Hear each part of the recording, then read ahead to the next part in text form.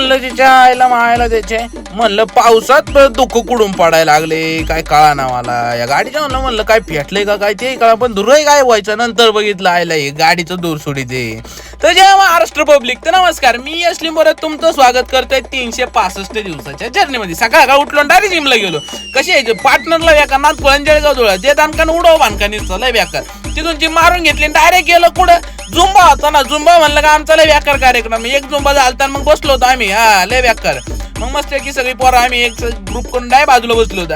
कसं आहे दानका ते दानकान उडव बांधका निसतं. हे आपली सगळी गँग आहे. आणि मग तिथून बघता जिम बी मारून झाली जे डायरेक्ट घरी आलो, आवरून बिवरून घेतलं डाय ऑफिसला रवाना झालो.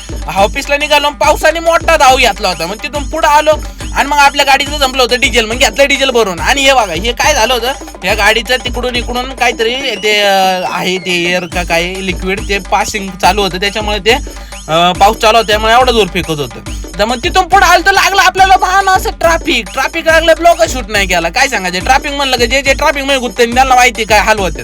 आणि मग या बघा ही जी गाडी आहे ना, हे बघा इंट्रा पिकअप टाटाच आहे.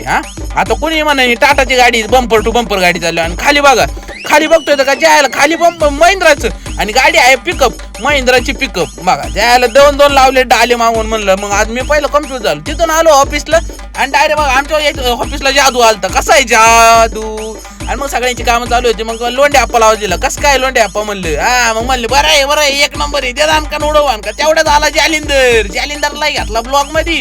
आणि मग काय आणि ते दानकान उडव दिसता बांधका कार्यक्रम चालू होता. मग काय जालिंदरला म्हणलं काम कसं काय चालू आहे. मग तेवढ्यात आला करण म्हणतो बसून घ्या. मग बसलो. आणि मग काय हे पांडे सर आहे आमचे आणि मग हे काम करीत होते. मग काय म्हणलं चला आता भेटू नवीन ब्लॉग मध्ये. लक्षात ठेवा आम्हाला. आणि तिकडे बघतो तर काय विनायक डायरेक्ट म्हणतो शक्तिमान. चला मग काय बाय बाय.